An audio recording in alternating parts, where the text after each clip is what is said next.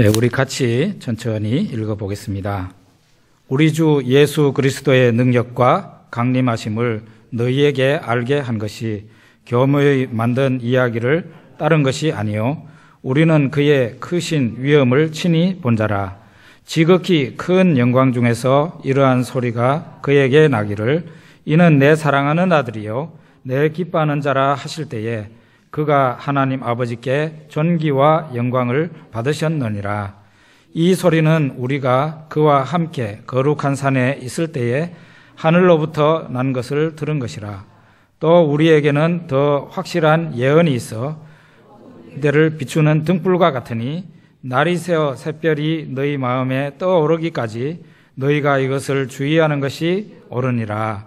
먼저 알 것은 성경의 모든 예언은 사사로이 풀 것이 아니니 예언은 언제든지 사람의 뜻으로 낸 것이 아니요 오직 성령의 감동하심을 받은 사람들이 하나님께 받아 말한 것임이라. 아멘. 예, 교회 기념주일이니까, 설립 기념주일이니까 설립될 때 얘기를 한 번쯤 하는 것도 좋겠죠. 제가 그때 84년 2월 8일이 제가 신학대학원 재학 중이었습니다. 2학년 이제 재학 중이었으니까 졸업도 하지 않은 상황에서 우리 성안교회를 개척하게 되었습니다. 저는 요즘도 그런 얘기를 합니다마는 교회를 함부로 개척하지도 말고 교회를 함부로 문 닫지도 말아야 된다. 그런 얘기를 합니다. 우리 성안교회 개척할 때에 하나님의 명이 저에게 떨어졌습니다.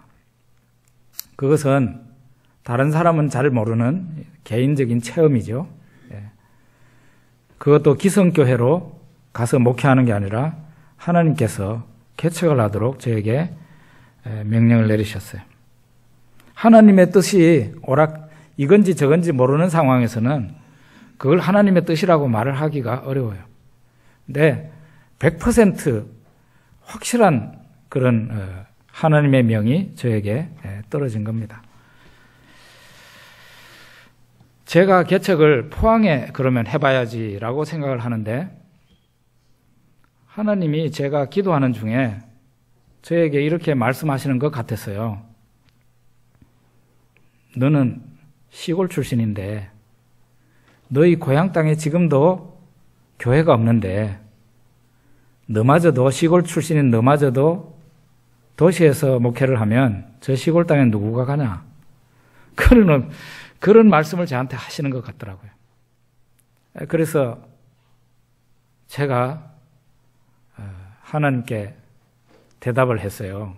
하나님 보시다시피 제가 다리 하나밖에 없는 사람 아닙니까? 제가 이렇게 불편한 몸으로 시골길 그 울퉁불퉁한 길을 어떻게 잘 다니겠어요? 거기는 제 목회지로 합당하지 않습니다. 그리고 또 사모인 우리 집사람도 대도시 출신인데 저 시골로 가가지고 그 연기 나는 부엌에다가 나무 떼가지고 그 밥 하는데 그런 데가 데리고 가면은 잘 생활할 수 있을까요? 그것도 잘 안 될 겁니다. 그러면 이런 이유를 대면서 제가 시골은 불가합니다 라는 의향을 하나님께 말씀드렸어요. 그랬더니 하나님께서 의외로 아무런 정말 벽 보고 말하는 거랑 똑같아요. 아무런 회신을 하지 않아요. 너는 기도를 하든지 말든지 나는 너하고 너 기도를 별로 들을 마음이 없다. 그런 하나님의 태도를 보았습니다. 그래서 할 수 없이 제가 한 달 정도를 신경을 하다가 제가 마침내 이런 기도를 하게 됩니다. 하나님 아버지, 하나님께서 시골로 가서 목회하라면 시골로 가서 개척하겠습니다. 왜냐하면 제가 분명히 지금도 기억나는데 왜냐하면이라고 하나님께 말을 왜냐하면 거기가 시골이라 할지라도 하나님이 인도하시는 길이라면은 그거는 저에게 가장 좋은 길입니다. 제가 그렇게 기도를 했어요. 그러고는 하나님이 시골로 가라면 시골로 가겠습니다 하고 딱 기도를 하고 선언을 하니까 의외로 하나님의 응답은 바로 떨어졌습니다. 정신 자세가 제대로 됐구나. 그러면은 네가 있는 곳에서 시작해라. 이래가지고 포항에서 개척을 시작했습니다. 근데 저도 뭐 다른 목사님들이, 다른 사역자들과 마찬가지로 교회를 개척하면서 건물을 보러 다녔습니다. 돈도 한 푼도 없는 주제에, 돈이 100만 원도 없고 10만 원도 없는 주제에 건물 보러 돌아다녔어요. 보니까 의외로 그 당시에도 30년 전인데도 교회가 참 많더라고요. 몇 가지 생각을 하게 됐어요. 야, 이렇게 교회가 많은데 또 교회를 세워야 되나? 그런 생각을 해보기도 했어요. 그런데 돈이 없는 제가 선택을 한 것은 결국은 어떻게 해야 되겠어요? 집에서 시작하는 거죠. 제가 그 당시에 마침 매일 성경을 가지고 사도행전을 큐티하고 있었는데 매일 사도행전을 큐티를 한 거예요. 그러면서 계속 하나님께서 보여주신 게 교회가 어떻게 발생되는지를 보여주시더라고요. 교회는 예배당을 만들어 놓고 그렇게 시작하는 게 처음 교회의 모습이 아니더라고요. 사도행전에 나타난 교회는 한 사람 한 사람 전도함으로써 시작되는 게 교회더라고요. 그래서 전도하다가 보면은 믿는 사람이 생기겠죠? 그러면은 그 사람하고 같이 예배를 드리면 그게 바로 교회의 시초예요. 사도행전을 통해서 그거를 보고 난 뒤에 아이고 뭐 이렇게 하면 되겠네 하고 바로 단칸방, 송도에 있는 단칸방에서 예배를 시작하게 되었습니다. 그날이 지금은 뭐 우리 교회에 지금 출석을 하고 계시지 못하고 있는 상황이지만 박태순 권사님이 우리가 전도를 해서 처음 우리 집에 온 날이에요. 그러니까 우리 집에 온 게 교회에 나온 거죠. 첫 예배를 드린 게 1984년 2월 8일이었고요. 그날이 수요일 날이었던 걸로 기억합니다. 제가 오랫동안 그 첫 예배 드렸던 그 설교 원고를 가지고 있었습니다. 다니엘서를 가지고 설교를 했는데 아마 지금 여러분들한테 설교한다면은 세상에 목사님이 무슨 신학 강의를 했나 하고 그렇게 얘기를 할 정도로 굉장히 어려운 설교를 했어요. 하나님 나라에 대한 설교를 했으니까 굉장히 어려운 설교를 한 겁니다. 어쨌든 그렇게 목회가 뭔지도 모르는 그런 상태에서 목회를 시작하고 교회를 시작하게 된 게 32년인데요. 그때에 제 딸이 기저귀를 하고 기어다니고 있었습니다. 딱 한 사람의 성도를 만나서 새신자, 처음 갓 예수를 믿는 사람을 만나서 첫 예배를 드린 것이 우리 성안교회의 첫 시작이고 포항이나 우리 전국에서 심지어는 제가 보니까 중국에서까지도 우리 성안교회처럼 그렇게 시작한 교회는 참 잘 없더라. 한 사람 전도해가지고 시작한 교회예요. 우리 교회는 어디에서 떨어져 나온 사람들이 모여가지고 교회 시작한 게 아니에요. 그리고 개척을 시작을 할 때 저희 가족도 사실은 믿는 사람들이 있었습니다만은 가족이 합세하지 않았어요. 오직 저와 제 아내, 우리 기저귀 차고 있는 우리 딸내미, 그리고 한 사람 전도해가지고 한 사람의 성도를 얻어서 저 송도의 다세대 주택에 뒤에 제일 컴컴한 방 한 칸에서 시작한 교회가 성안교회입니다. 그때는 성도가 한 사람이었어요. 물론 뭐 교역자 가정 제외하고 한 사람인데 지금 이 성도가 이렇게 많습니다. 이렇게 성도가 많아. 여러분 지금 몇 년 전에 비해서 우리 교인들이 많이 줄었다 이렇게 생각을 할 것 같은데 우리 그런 생각하지 맙시다. 그 나간 사람들은 선교사로 다 보냈다고 생각을 해요.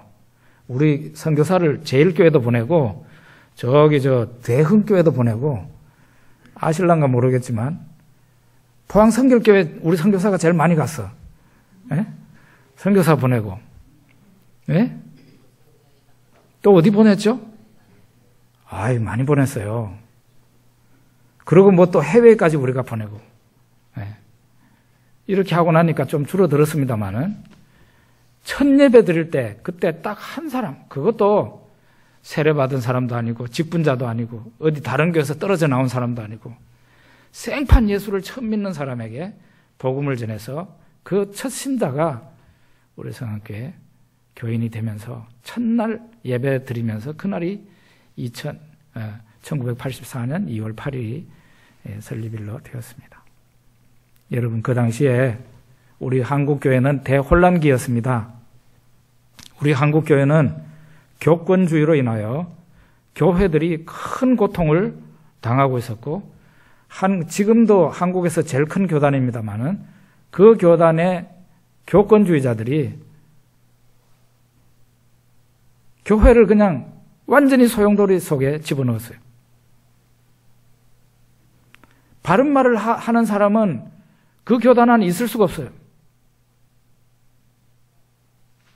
부정과 불의에 대해서 항거하는 신학대학 학생들의 데모도 연일 일어났습니다. 이러는 가운데 교회들이 큰 고통을 당하는 가운데 예장합신교단이 태동했고요. 본교회가 설립이 되었습니다. 우리 교단과 우리 교회가 시작을 할 때 처음 내걸었던 것은 바로 개혁의 3대 이념입니다. 그것은 우리 세 가지를 잘해보자는 겁니다.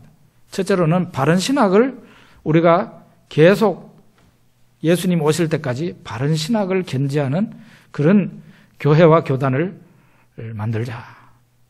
두 번째로는 바른 교회를 이루어서 주님을 섬기자. 세 번째로는 우리 교단이나 우리 교회 성도들은 바른 생활을 하는 그런 성도들이 됐으면 좋겠다.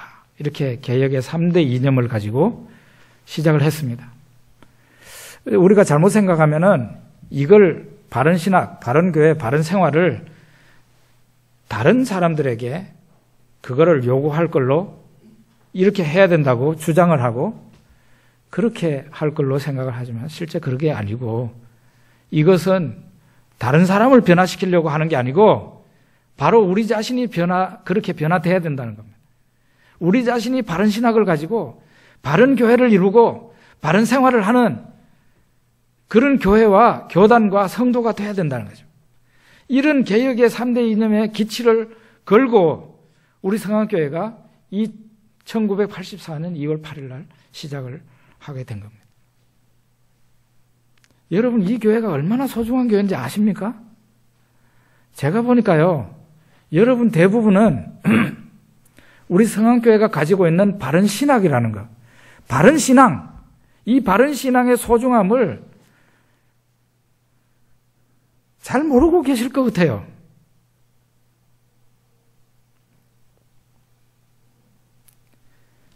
자기가 소중한 걸 가지고 있으면서도 그걸 소중한 걸로 잘 모르고 살아가는 그런 사람들이 많은데 여러분들이 생각하고 상상하는 것보다 훨씬 좋은 교회가 이 성안교회입니다. 이 정 목사가 설립해서 그런 게 아니고요. 이 3대 개혁 이념만 보더라도 우리 교단과 우리 교회가 한국 교회에 정말 자랑할 만한 그런 교단과 교회예요.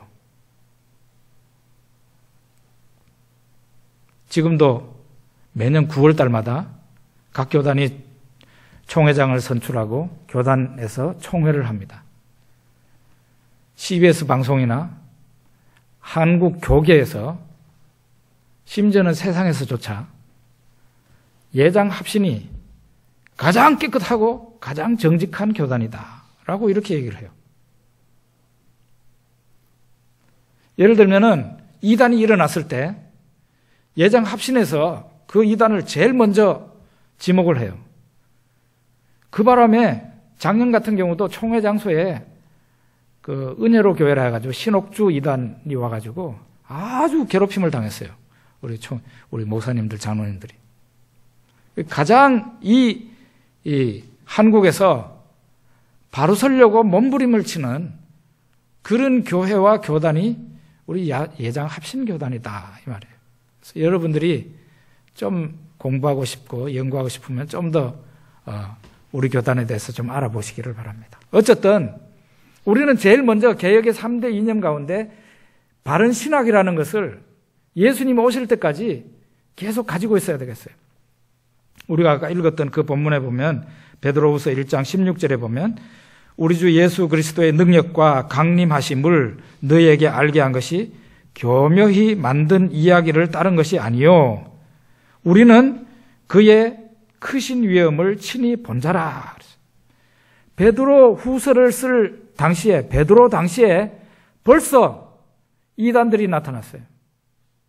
이상한 말을 하는 사람들이 나타났는데 그게 뭔가 하면은 예수 그리스도의 재림은 실제로는 없는데 교묘하게 만들어낸 이야기다. 이런 말을 하는 사람들이 어디에서 일어났겠어요?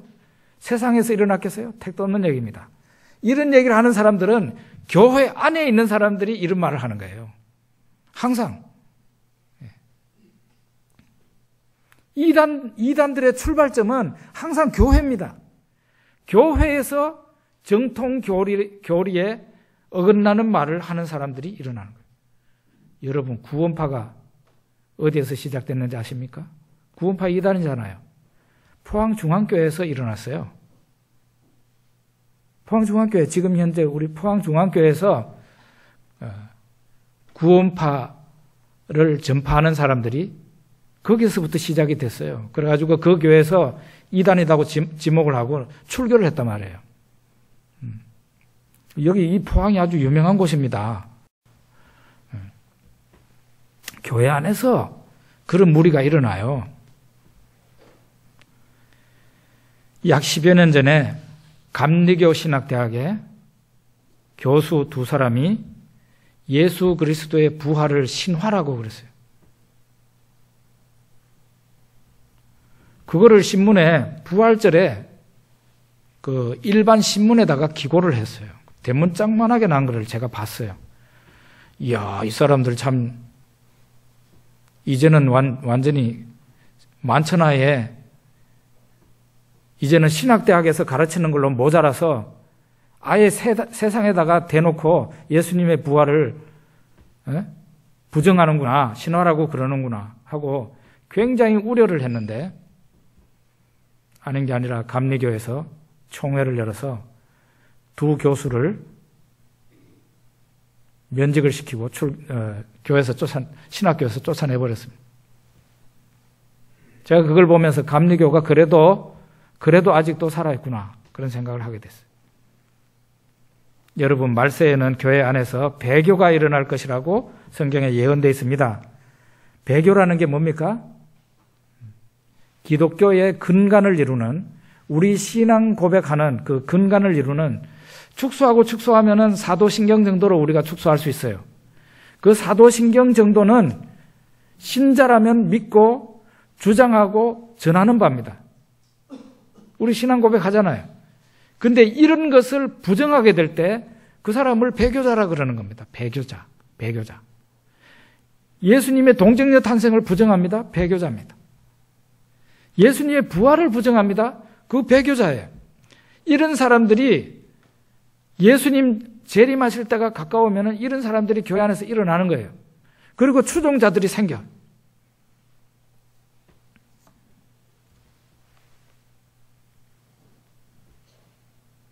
우리는 우리 신앙을 팔아먹지 않도록 정말 주의해야 되고, 우리 성안교회가 예수님 오실 때까지 바른 신학을 꼭 견지하고 붙잡고 있는 그런 교회가 되어야 됩니다. 베드로서 1장 20절 21절에 보면 성경의 모든 예언은 사사로이 풀 것이 아니다 그랬고, 예언은 언제든지 사람의 뜻으로 낸 것이 아니요 오직 성령의 감동하심을 받은 사람들이 하나님께 받아 말한 것이다 그랬어요. 여러분, 못을 박아 보셨습니까? 못을 박을 때 못하고 망치를 가져야 되죠. 그러면서 내가 박아야 될 그 위치를 선정해야 돼요. 우리는 박을 그 벽을 살펴봅니다. 여기에다가 못을 박으면 잘 들어갈 것인가? 제대로 박힐 것인가? 상태를 봅니다.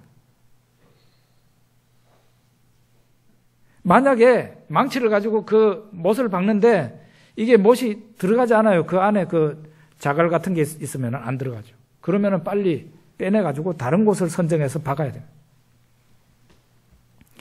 못이 제대로 박히면 그 박힌 못에다가 옷도 걸 수 있고 가방도 걸 수 있고 물건도 걸 수가 있습니다. 튼튼하게 박힌 못은 몇 톤을 걸어도 괜찮습니다. 성경의 권위를 그래서 믿어야 된다 하는 겁니다.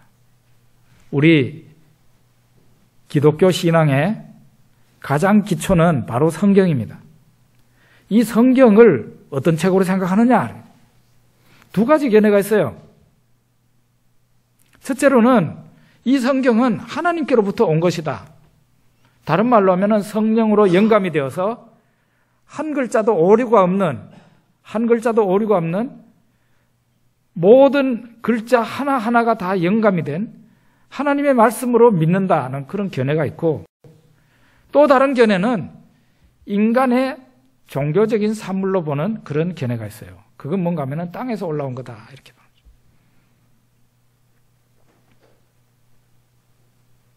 예수님께서 사마리아 우물가에 가서 사마리아 수가성 여자에게 말을 할 때 그 수가성 여자는 무슨 물을 떨어 나왔습니까? 땅에서 솟구치는 물을 떨어 나왔습니다. 근데 예수님께서 그 여자에게 뭐라고 말합니까? 이 땅에서 솟구치는 물 말고 영생하는 물을 내가 너에게 줄 수 있다. 그러면서 하늘에서 내려온 물을 얘기합니다. 성경도 마찬가지예요. 예수 그리스도께서 하나님이시나 인간이 되신 것처럼 성경도 비록 인간의 글자로 쓰여졌으나 하나님의 완전 영감으로 인해서 오류와 잘못된 구석이 없는 모든 죄로부터 분리가 된 그런 성경이 탄생하게 된 것이에요. 이와 같이 성경의 한 글자 한 글자가 하나님의 신령한 성령으로 영감이 되어서 이 말씀은 바로 하나님의 말씀이다라고 받아들이는 사람들이 있는가 하면, 성경은 좀 세상의 역사책이나 다른 책하고는 조금 다르지만은 그래도 성경은 오류가 있고 인간의 종교적인 산물일 뿐이다, 이렇게 얘기하는 사람들이 교회 안에도 있습니다. 여러분 생각해 보세요. 후자, 그러니까 인간의 종교적인 산물이다 하고 믿는 사람이 성경을 놓고 설교를 합니다. 그 사람이 신앙을 가진다고 합니다. 그거는 마치 부실한 벽에다가 못을 박아놓고 거기에다가 옷을 걸고 가방을 걸고 하는 거하고 똑같아요.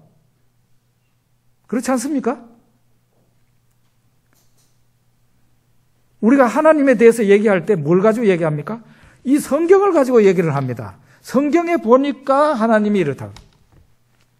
예를 들면 천국과 지옥의 존재에 대해서도 얘기합니다. 그럴 때 뭘 가지고 얘기합니까?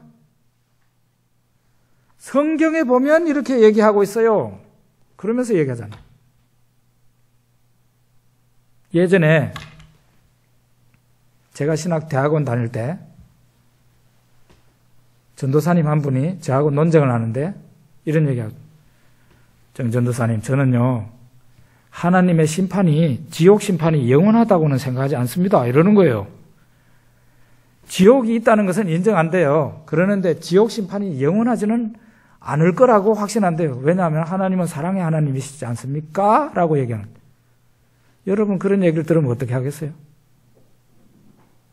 어떻게 대답을 하시겠어요? 제가 그래서 성경을 딱 들고 요한계시록의 한 부분을 폈습니다. 그 연기가 세세토록 올라간다는 말씀이 있어요. 지옥불에 그 심판받을 때 그 하나님이 내리시는 그 불심판을 받는데 그 고통의 연기가 세세토록 끊임없이 영원토록 올라간다는 말씀이 있어요. 그 부분을 제가 읽어줬어요. 바로 이런 겁니다.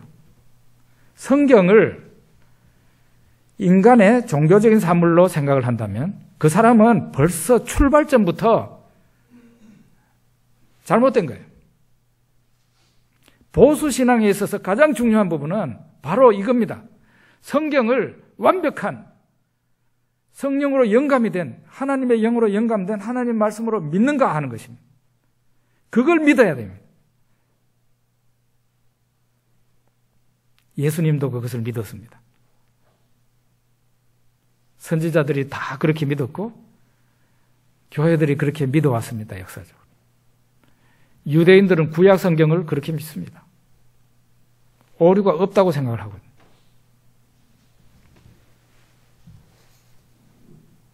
여러분들이 박은 그 벽에다가 박은 그 신앙, 여러분의 신앙의 모습은 어떻습니까? 잘 박혀 있습니까?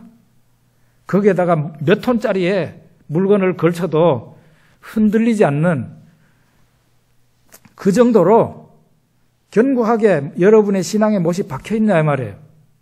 여러분의 성경관을 묻는 겁니다. 확신이 없으면 저한테나 이현희 목사님한테 와서 성경에 대해서 제대로 공부를 하고 신앙을 제대로 가지시기를 바랍니다. 중요한 부분이에요. 두 번째로는 바른 신학과 함께 바른 교회를 우리가 이루어야 되겠죠.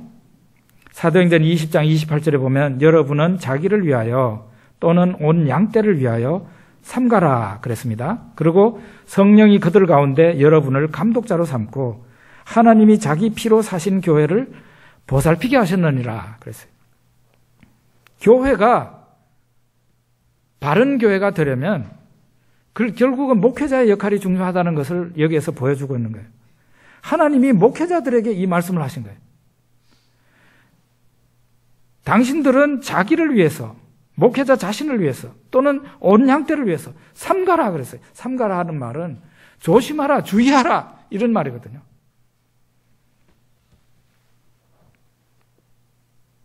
목회자가 바로 서면 교회는 바로 설 수 있습니다.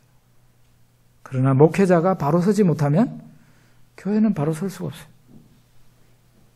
목회자가 영적으로 건강하면 그 교회는 건강해집니다. 그런데 목회자가 영적으로 병이 걸려서 허둥지둥하면 뭐 성도들도 얼마 못 가가지고 영향을 받게 됐어요. 목회자가 확실한 보수신앙을 가지고 성경은 이건 하늘이 두 쪽 나도 성경은 하나님의 말씀이다. 이런 확신을 갖고 설교를 계속 해대는 목사와 성경은 신령한 책이기는 하지만 인간의 종교적인 산물이지라고 생각을 하는 그 목사가 설교를 1년 합니다. 5년 합니다. 10년 합니다. 어느 교회에서 그러고 있을 때 그 교회가 어떻게 되겠어요? 오늘날 목회자들의 설교에 대해서 교인들이 평가를 하기를 대부분 다 스킬을 보고 평가를 하는 거예요. 예? 그 질을 보지를 않고 그 설교자의 말하는 메시지의 본질을 보지를 않고 메시지 구성이 기승전결로 제대로 연결이 잘 됐는가? 아니면 말이 차단지같이 그냥 기름 바른 것처럼 흐름이 잘 돼 있는가? 예화를 재밌는 걸 많이 썼는가? 얼마나 성도들을 감동시키는가? 이런 이따위의 그걸 가지고 목사 설교를 논한다 이 말이에요. 과연 그것이 옳은 것입니까? 그 목회자가 바로 될 수 있도록 목회자가 정신을 제대로 차리고 성경을 제대로 보고 또 목회자 자신이 바로 된 신앙을 가지고 목회를 할 수 있도록 성도들은 그 목회자를 위해서 기도하고 때로는 잘못되었으면 얘기할 수도 있어야 되는 것이죠. 목회자한테 얘기할 수 있어야죠. 잘못됐다고. 얘기할 수 있어야죠. 목회자는 신이 아닙니다. 잘못될 수 있습니다. 그렇기 때문에 얘기할 수 있어야 돼요.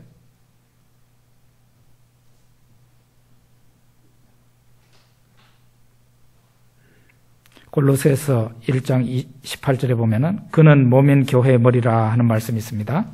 예수 그리스도는 교회의 머리라 하는 것입니다.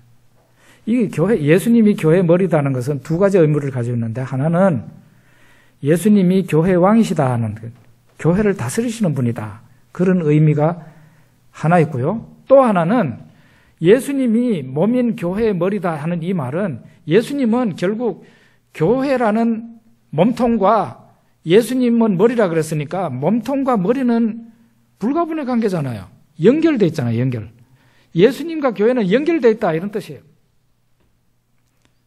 붙어 있다는 뜻입니다. 붙어 있다. 그러므로 교회의 온갖 좋은 것, 나쁜 것, 슬프고 기쁘고 고통스럽고 하는 모든 문제와 예수님은 동일하게 느끼고 계신다는 거죠. 느낀다는 거죠. 사도 바울이 교회를 한참 핍박하다가 다마스커스로 가는 도상에 있을 때 부활하신 예수님이 나타나셔서 사도 바울에게 이렇게 말합니다. 사울아 사울아, 네가 어찌하여 나를 박해하느냐? 어찌하여 나를 박해하느냐? 사도 바울이 물었습니다. 주여 누구십니까? 나는 네가 박해하는 예수라. 이 무슨 뜻입니까? 사도 바울이 언제 예수님을 박해했어요? 박해한 적 없어요. 예수님, 우리가 사도 바울의 글을 자세히 읽어보면은 사도 바울은 예수님을 만난 적이 없어요. 예수님을 만난 적이 없어요. 예수님을 만났다면은 바울 서신이 좀 뭔가 다른 점이 있어야 되는데 만났다는 흔적이 전혀 없어요. 예루살렘에 유학을 왔었던 사람인데, 이 사도 바울이요, 지금의 터키 지역에서 자기 가족들이 사는 사람입니다. 다소라는 곳이 지금의 터키 지역에 있다고. 거기에서 예루살렘까지 가말리엘 선생님에게 유학을 왔단 말이에요. 어린 시절을 예루살렘에서 보냈어요. 그런데 하필이면 예수님이 나타나서 활동할 그 시기에 사도 바울은 자기 고향에 갔었던 것 같습니다. 그러니까 예수님 만난 적이 없는 거예요. 예수님을 핍박하지도 않았는데 예수님이 너 왜 나를 핍박하느냐? 이것은 예수님이 머리이시고 교회는 예수님의 몸이다 하는 것을 우리가 이해하게 된다면 이 말씀이 그대로 풀려요. 아, 사도 바울이 교회를 핍박하니까 그 교회에 붙어있는 머리이신 예수님도 똑같은 통증을 느꼈구나. 그걸 우리가 이해할 수 있잖아요.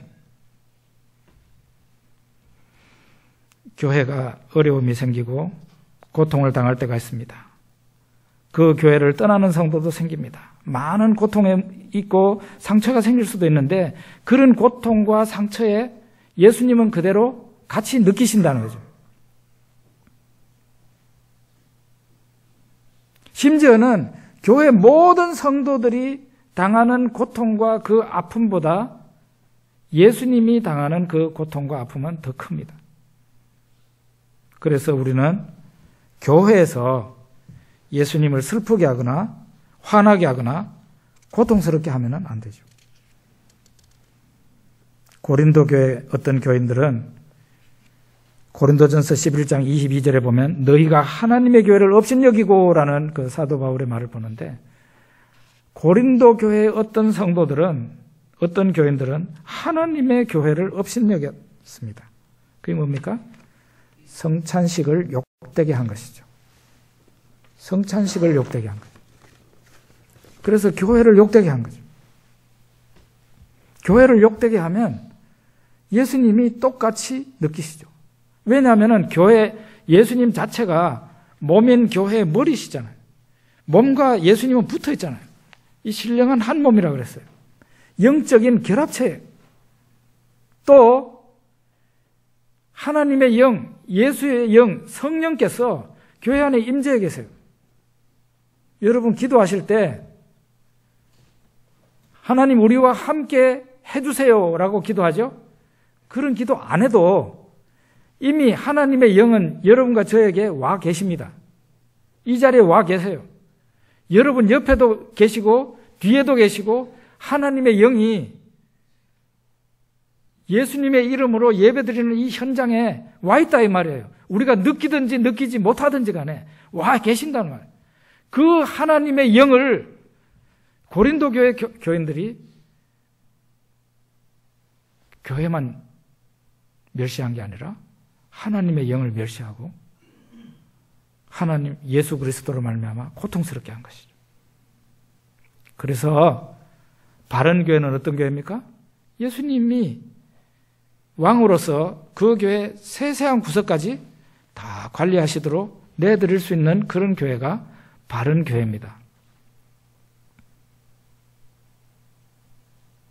예수님이 교회로 인해서 기뻐하시고 즐거워하실 수 있도록 해드리는 게 바로 바른 교회예요.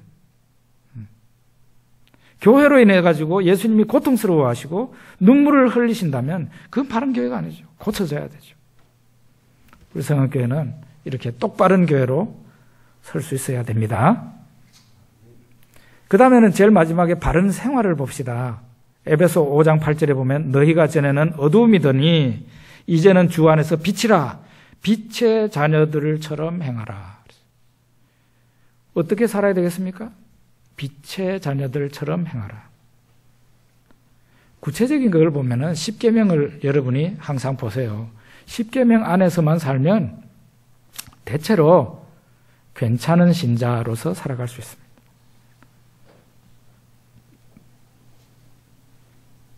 흔히들 이런 얘기합니다. 저를 만날 때 이런 얘기하는 분 있어요. 목사님, 저는 부자가 되려고 힘씁니다. 왜냐하면은 내가 좀 사회적으로도 성공을 해야 가족들한테도 예수님을 전할 수 있고 하나님께 영광이 돌아가지 않겠습니까? 라고 얘기해요. 그러면 제가 기쁘게 아멘이라고 말하기 참 힘들어요. 이 말은 공부하는 학생이 목사님, 나는 공부를 잘해가지고 하나님께 영광을 돌리겠습니다. 내가 공부를 잘해야 공부 좀 못하는 친구들한테 내가 예수님도 전하고 그럴 수 있지 않겠습니까? 예수님이 나에게 이렇게 복을 주셨습니다. 그런 얘기 할 수 있다는 거죠. 저는 그 얘기를 들을 때 기쁘게 동의를 할 수가 없어요. 그러면은 하나님이 가난하게 살게 하는 자는 어떻게 해야 되는 겁니까? 장애자로 살게 된 사람은 어떻게 얘기를 해야 되겠습니까? 하나님께 영광이 안 돌아가는 걸까요? 솔직히 말해서 좀 못 살아도 괜찮고요. 공부 좀 못해도 괜찮습니다. 그것은 하나님의 영광과 별 관계 없습니다. 별 관계가 없어요. 우리가 자꾸 그걸 끄집어 넣어서 그렇죠. 빛의 자녀들처럼 행한다는 건 아주 평범한 것들인데요. 우리가 빛의 자녀들처럼 살려면은 제일 먼저 인사성이 좀 바른 사람이 됐으면 좋겠어요. 인사성. 인사를 잘하는 성도가 됩시다. 예? 따라서 할까요? 인사를 잘하는 성도가 되자. 제가 교장 선생님 같고 여러분은 학생 같습니다. 아주 이거 기본이에요. 여러분 여기 흥에 가면은 한동대학교 있습니다. 한동대학교 가면은 갔다 오는 사람들마다 감동을 받고 와요. 뭐 다른 일로 감동받는 게 아니고 가면은 학생들이 자기를 지금 방문한 사람을 처음 만나는데 학생들이 만나는 학생들마다 복도에서 만나는 학생들마다 고개를 숙이고 인사를 안녕하세요 하고 지나가요. 그거 한 개만 가지고도 한동대학교는 정말 이 세상에 꼭 있어야 되는 학교구나 하는 것을 알고 오는 거예요.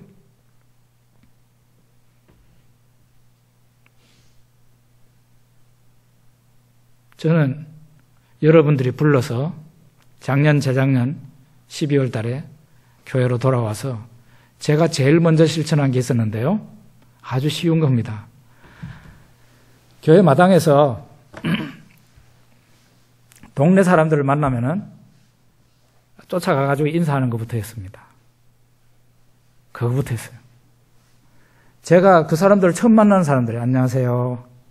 이 교회 온 목사입니다 하고 제가 사실은 이 교회 설립자입니다.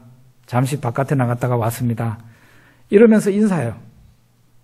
어떨 때는 목양실에 있다가 이렇게 밑에 보면은 화단에 쭈그리고 앉아서 계시는 어른들이 계시는데 그 가면 또 차를 끓여가지고 갖다 드리기도 하고 부지런히 인사를 합니다. 지금도. 여러분 꼭 이 주변에서요.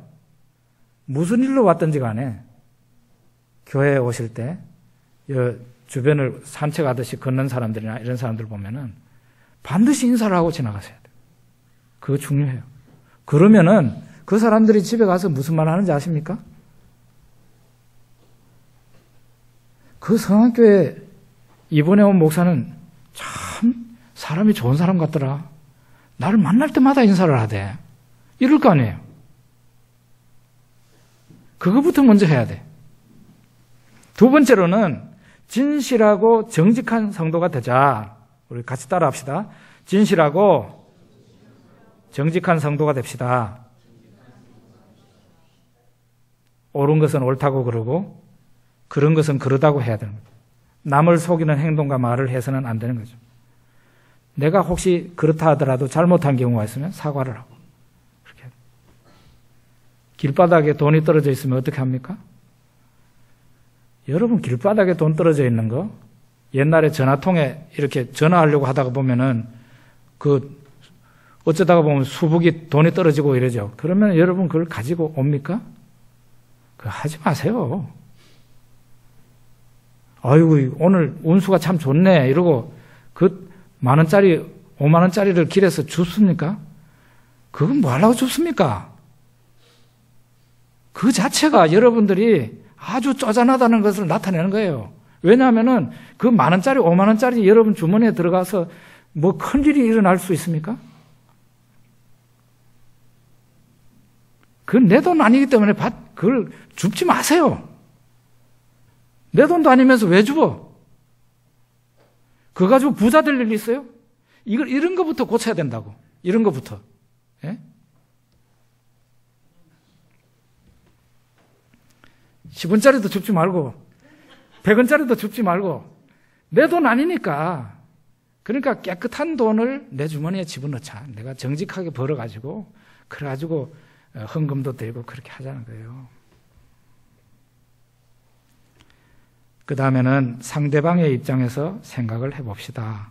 마태복음 7장 12절에 보면 무엇이든지 남에게 대접을 받고자 하는 대로 너희도 남을 대접하라. 상대방이 나에게 어떻게 해줬으면 좋겠다 하는 게 있죠. 가정에서도 있고 사회에 나가서도 있습니다. 상대방이 나에게 이렇게 해줬으면 좋겠다 하는 그대로 우리가 남에게 대접을 한다면 이거보다 더 좋은 계명은 없다. 예수님 말씀하시는 성경의 정신이 바로 그거다는 거죠. 예를 들면 부모님 공경도 마찬가지예요. 한번 생각을 봅시다. 지금 현재는 젊고 싱싱한 육체를 가지고 있지만 불과 얼마 후에는 내가 바로 그 어른들 나이가 될 겁니다. 아이고 내 허리야 내 다리야 이럴 때가 그때에 자식들한테 혹은 이웃 사람들 주변 사람들한테 잘 섬김 받기를 원하십니까? 그러면 지금 현재 잘해야 된다고. 지금 현재 잘해야 돼. 하나님이 그대로 갚아주실 수 있어요. 내가 지금 현재 효도하면 내가 나이가 많았을 때 내 자녀들이 나에게 효도한다 이 말이에요. 항상 상대방의 입장에서 생각을 해보잖아요. 남편은 아내 생각을 하고 아내는 남편 입장에서 생각을 해봐서 상대방이 나에게 해주기를 원하는 대로 내가 해준다면 좋은 가정이 이룰 수 있고 그리스도인으로서 빛과 소금이 될 수 있죠. 그 무엇보다도 우리는 코람데오 이 말은 하나님 앞에서라는 말인데 내 말과 내 행동과 내 생각이 다 하나님 앞에 노출되어 있다는 것을 늘 생각을 하고 나는 지금 하나님 앞에 있다는 생각을 갖고 살아간다면 빛과 소금으로 살아갈 수 있을 겁니다. 여러분 다시 한번 말씀드립니다. 우리 성안교회는 아주 여러분들이 생각하고 상상하는 것보다 훨씬 좋은 교회라는 것을 여러분들에게 말씀드리고 싶어요. 제가 이 시간 설교 시간이 너무 제한되어 있어서 이 이유를 충분히 다 말할 수가 없었어요. 여러분들이 왜 정 목사가 앞에서 저렇게 얼굴 두껍게 우리 성안교회가 그렇게 좋은 교회인가? 그렇게 생각이 된다면 여러분들이 알아보시라는 거예요. 왜 그렇게 얘기하는지. 정말 충분히 자랑할 수 있고 충분히 영광스럽게 생각할 수 있는 그런 교회에 여러분들이 몸담고 계신다. 그걸 말씀드리고 싶어요. 우리 기도하겠습니다.